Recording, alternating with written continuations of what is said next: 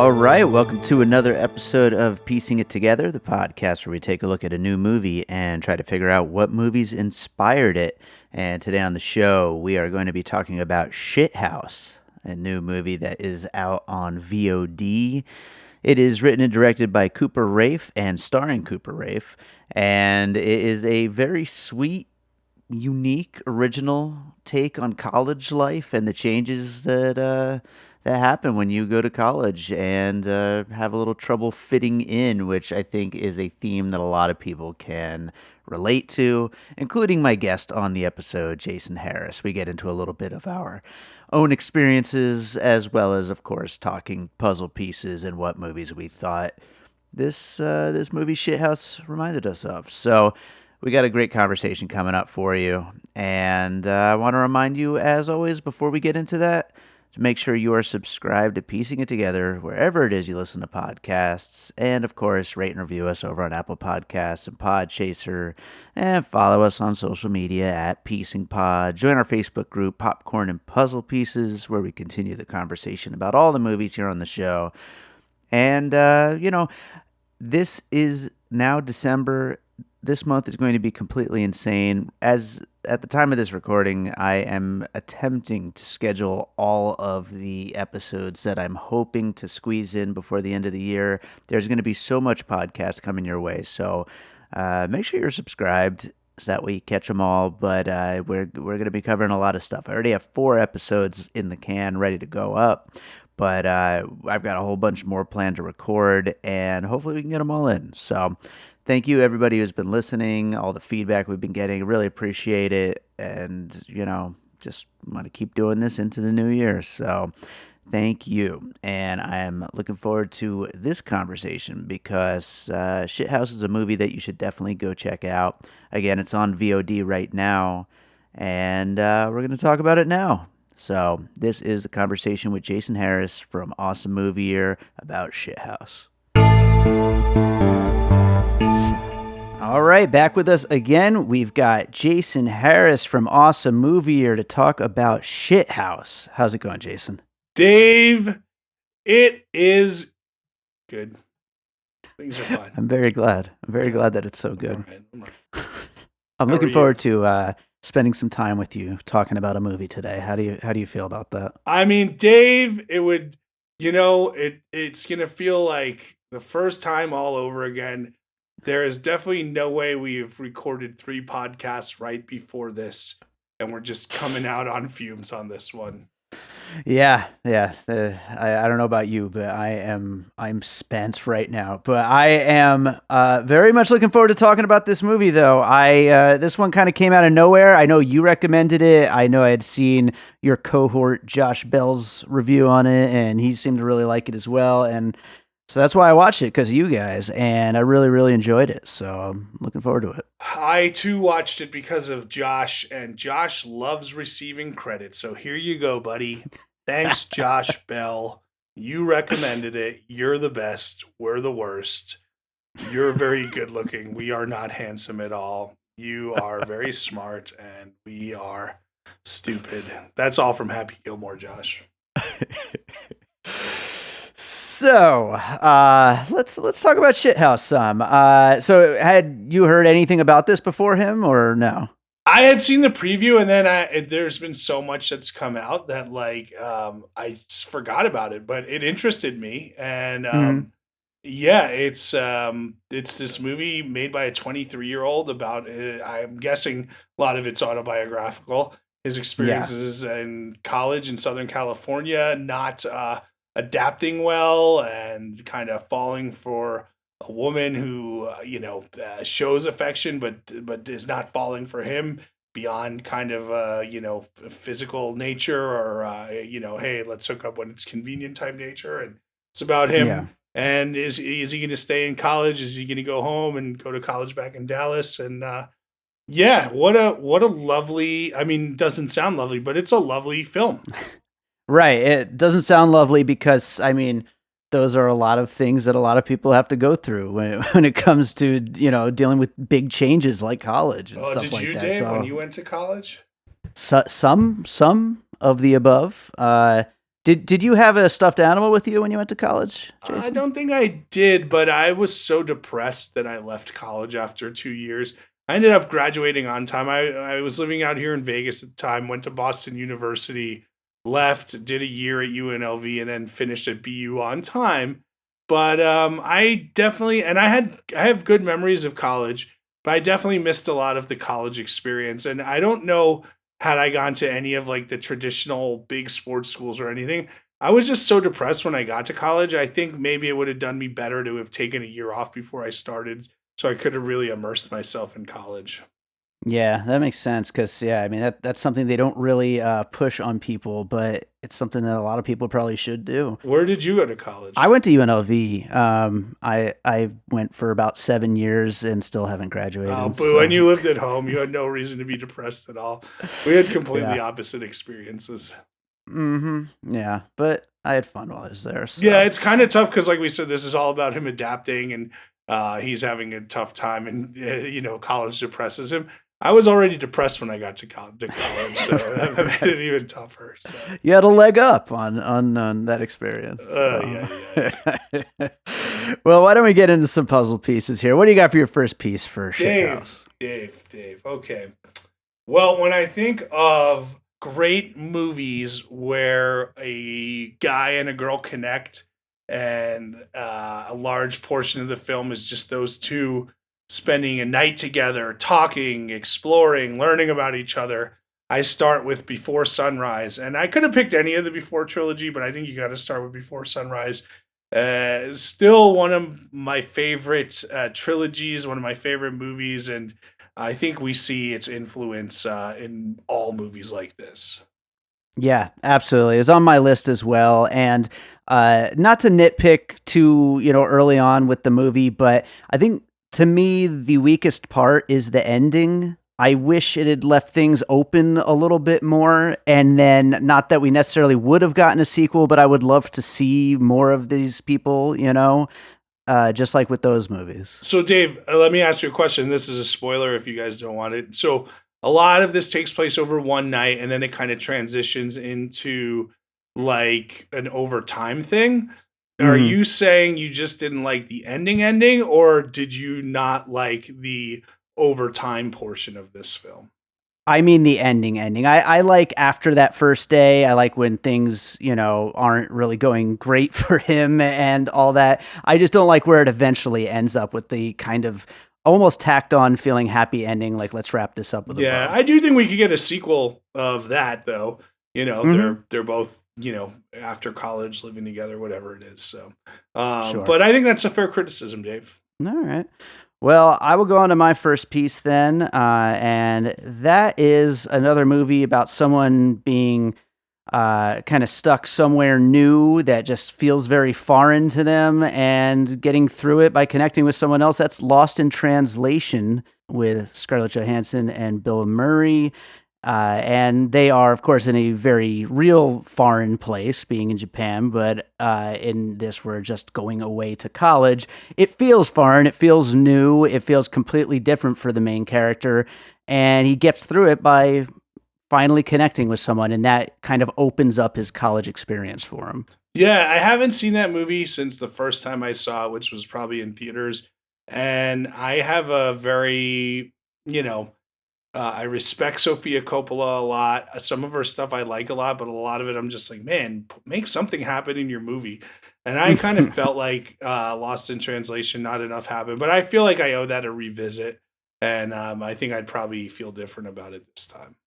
I feel some people might think that about this movie that we're talking about, Shithouse. I Yeah, feel it's definitely one of those movies, and while I loved it for what it is, I feel some people might be a little turned off once they, go to watch it and come to find that like 45 minutes of the movie are just these people talking. well, I like a lot of movies like that, to be honest with you, as Yeah, Before Sunrise indicates. yeah, absolutely. All right, well, what do you got for your next one? Well, Dave, so the title Shithouse refers to a house of, I guess, is it athletes or it's a cool person's house at the college, Yeah. and there's a party tonight at Shithouse at the Shithouse, right? So I was thinking of the great party movies, and some movies that take place over one evening, and I was thinking about this age bracket, and I went just a year earlier than college to senior night of high school and can't hardly wait. We see more Hmm. characters, but at the same time, we have that long, lustful yearning that the main character has here. Yeah, for sure. I mean, these are, emotional college age people. And yeah, there's definitely just a great tradition of so many party movies, like one night party movies that, you could kind of like dig into. And I think that's a great one to choose for that kind of a movie. Thank you, Dave. That is why I chose it. There you go. Speaking of the title, I know there's only a couple of sections of the party scenes in this movie, but still, I went with Animal House for a puzzle piece because it's named after the party house where the party scenes happen. So I just thought that that would fit pretty well there. And the party scenes in this movie are pretty damn fun and, lit, as these kids might say. But, that's not much of the movie, though. No, it's an important piece of the movie, and it kind of moves along to the next plot points. Like it definitely means something to the movie, I'd say. Absolutely. By the way, the stand-up comedian roommate, I'm very much curious how you felt about him. I would hate him very much. That seems like a worst case scenario roommate situation. Varsity athlete who's always drunk, who turned their dorm room into a shithouse, literally. Yeah. He crapped himself. I did not like my college roommate. At one point, he argued to me why Hitler was such a good leader. So that was not Okay. the best. So That's an interesting one right there. yeah, I'm Wow. sure he's got stories about me. None like that though. So Yeah. so, All right. What do you got for your next piece? Dave, let's stick with this kind of college movie motif that you set down for us, Dave. And this is a great movie that I could watch every year.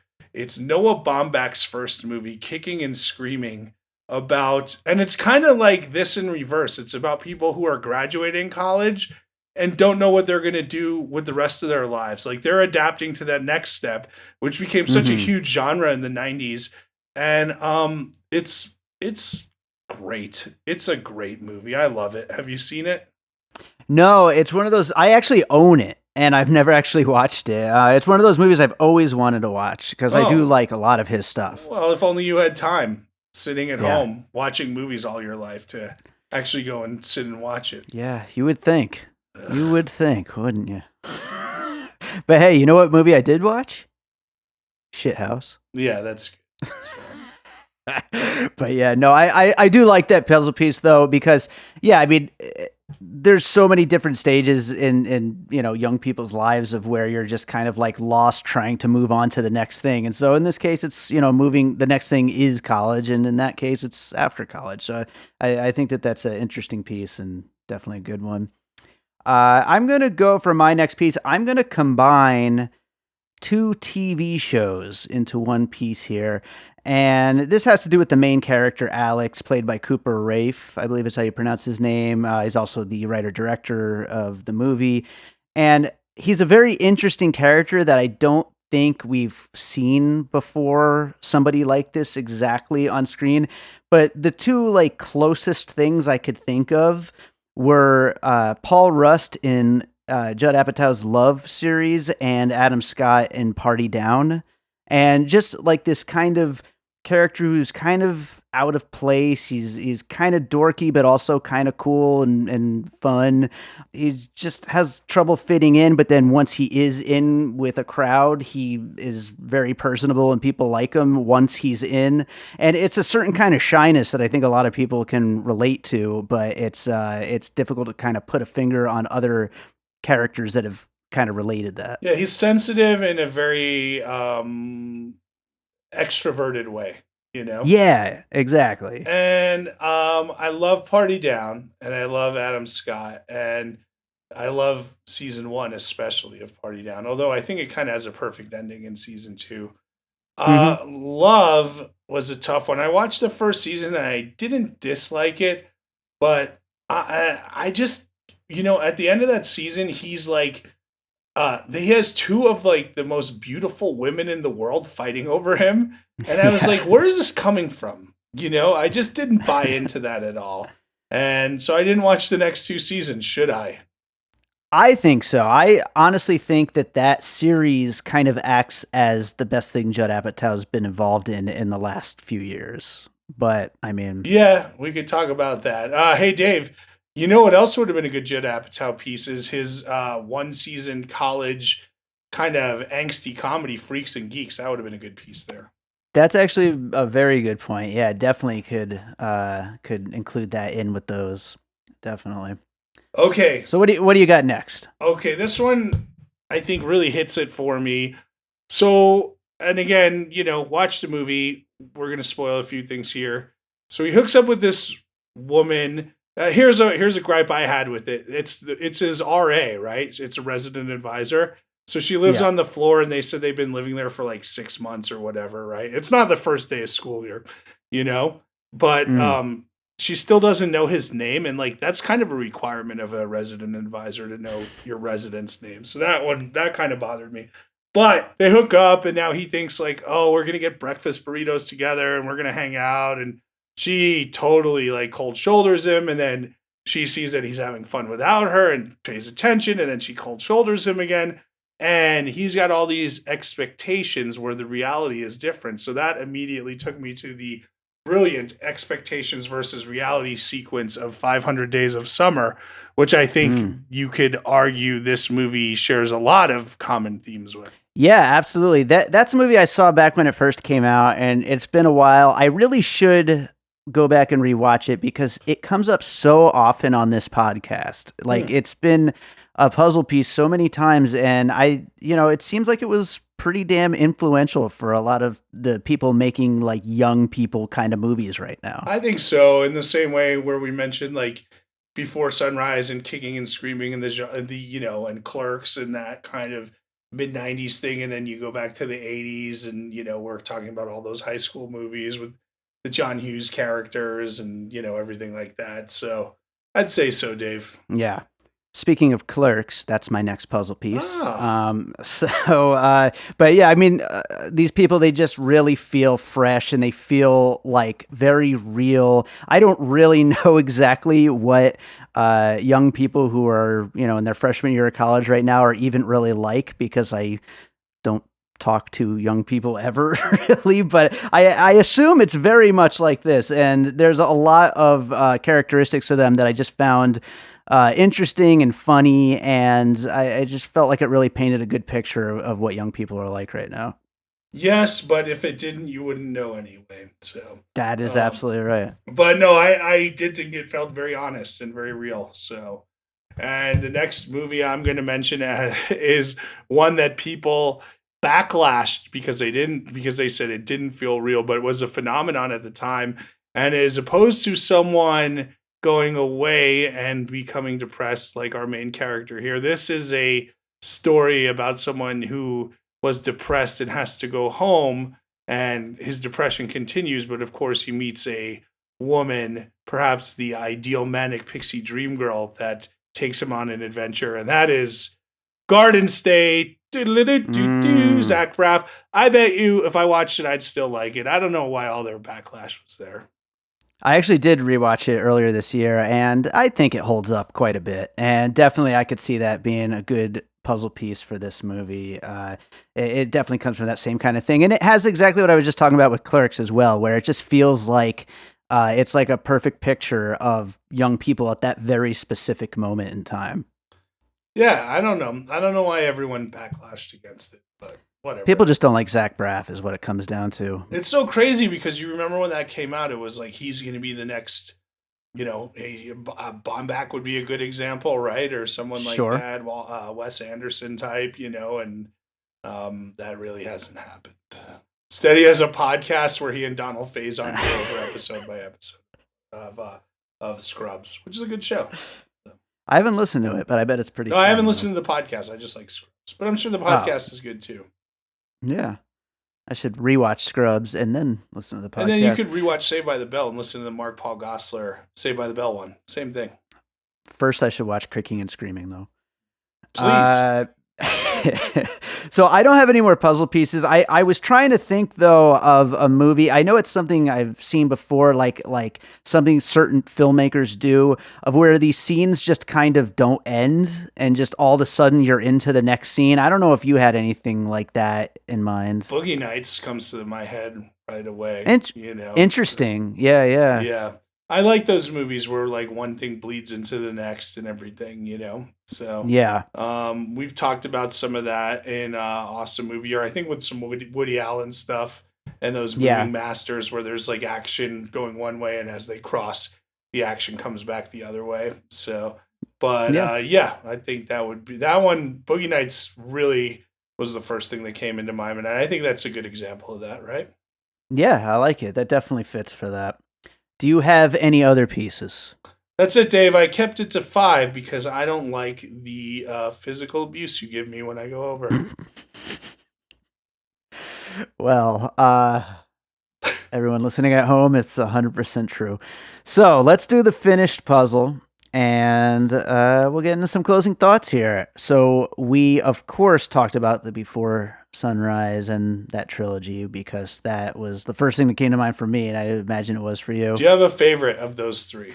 Do I have a favorite of those 3? I mean, I haven't rewatched them. I watched them each as they came out. So it's been a long time. I loved the third one. I thought it was great, and obviously that's the most recent I've seen. The first one was so damn good. Like, I don't know. It would probably be the first or the third. It's interesting because the second is my favorite. Before Sunset, I think is perfect. And I love Before Sunrise. So if for them to top that was like, how did you do that? So, yeah. You know what we should do, actually? I should rewatch all 3 of those, and then you and I should do a Missing Pieces episode. I would love to rewatch the Before Trilogy. I used to watch it at least the first 2 every year because I think as a writer, they're like as good as like, if you're writing like indie romantic stuff, like you don't get better than that. So yeah, I would just watch them just to be like, oh yeah, this is what you want to strive for, and stop failing with your life, Jason. You horrible. He's terrible, that guy. Go call employment. That's something to look forward to maybe in 2021. So anyway, the Before Trilogy, Lost in Translation, Can't Hardly Wait, Animal House, Kicking and Screaming, Party Down, Love, and Freaks and Geeks, 500 Days of Summer, Garden State, and Boogie Nights. So, Jason, do you have any other thoughts about this movie that we didn't quite get to within those pieces? Yeah, we just talked about kind of these moving masters in Woody Allen movies. Hey, one thing I really liked is, and this might have been budgetary, but he sets the camera and lets like these long shots play where like a lot of stuff happens as far as like a lot of dialogue just happens in one shot. And it's like, you would think he would be cutting the close-ups and this and that. And like I said, maybe it's they only had a certain time or a certain budget where they couldn't get all the coverage, but it really worked. It was a good movie. I mean, this kid's 23. Like, this is maybe the best young filmmaker's film I've seen since 8th grade, I'd say. Right. Yeah. I mean, that's a fantastic movie. Yeah, I think he's definitely got an interesting style. And like you said earlier about like the masters, like, it has that kind of a confidence, I think, like to be able to, stick to those shots for a long time. And then like we talked about also just like that, move on to the next thing. Like, yeah, we're good. Let's move. It just definitely, I think, shows a lot of confidence for a first time filmmaker.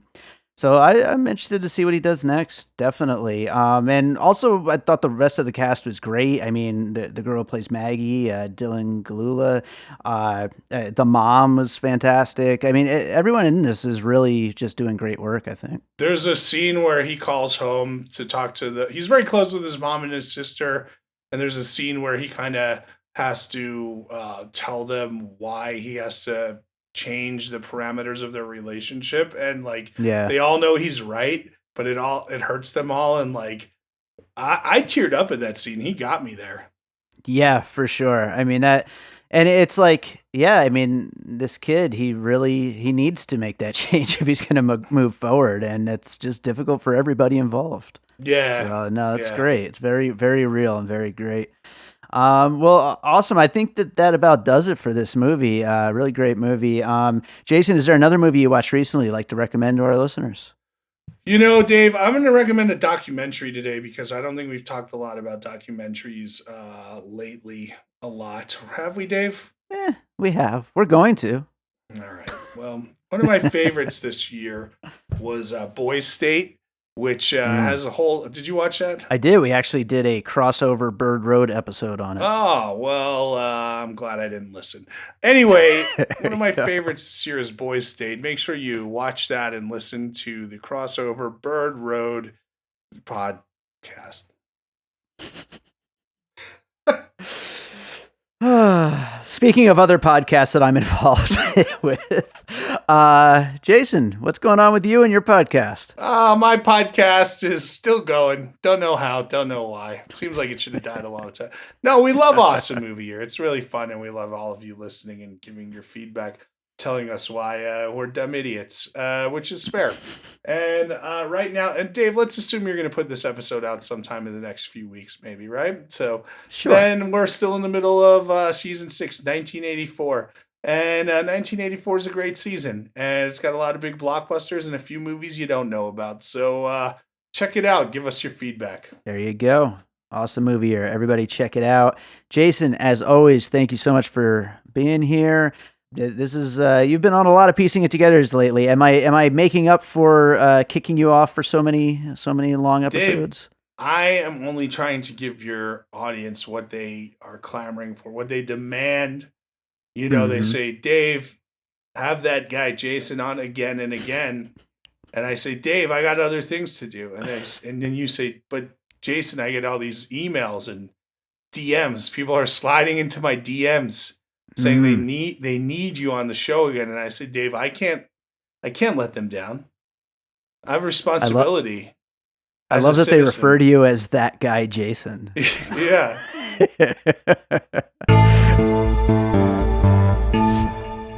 Looking for a new podcast? Check out the Infectious Groove podcast. My name is Russ, and I host the show along with Michelle and Kyle. Every Monday, the three of us bring you music news and tell you our jammy jams, so you'll always have new music to check out.